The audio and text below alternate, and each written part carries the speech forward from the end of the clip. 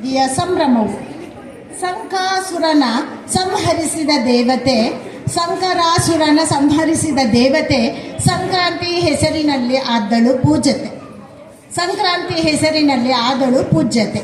ಕಾಲದ ಮಹಿಮೆಯ ಜಗದಿ ಸಾರುವಳು, ಕಾಲನ ಮೃತ್ಯು ಬಂದ ಜ್ಞಾನ ಬೋಧಿಸುವಳು. ಭೂಮಿಗೆ ಬಂದ ಮೇಲೆ ದಾನವನ್ನು ಮಾಡು ಮನುಜ, ಭವದ ಬವಡೆ ಕಲೆ ತೊಳೆದುಕೊಳ್ಳುವೆ ಮನುಜ.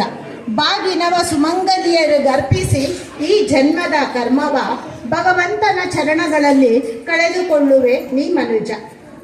ಜಗದ ಜೀವರಾಶಿಗೆ ಅನ್ನದಾತ ರೈತನ ಕೃಷಿ, ಭೂಮಾತೆಯ ಬೆಳೆಗಳ ಸುಗ್ಗಿಗೆ ತರುವುದು ಖುಷಿ.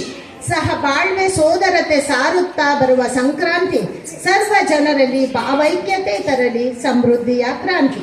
ಎಳ್ಳು ಬೆಲ್ಲ ಕಬ್ಬನು ಸರ್ವರೊಡನೆ ಹಂಚಿ ಸವಿಯೋಣ, ಎಳೆಯರ ಮುಗ್ಧ ಮನವನ್ನು ಹೊಂದಿ ನಾವೆಲ್ಲ ಬಾಳೋಣ.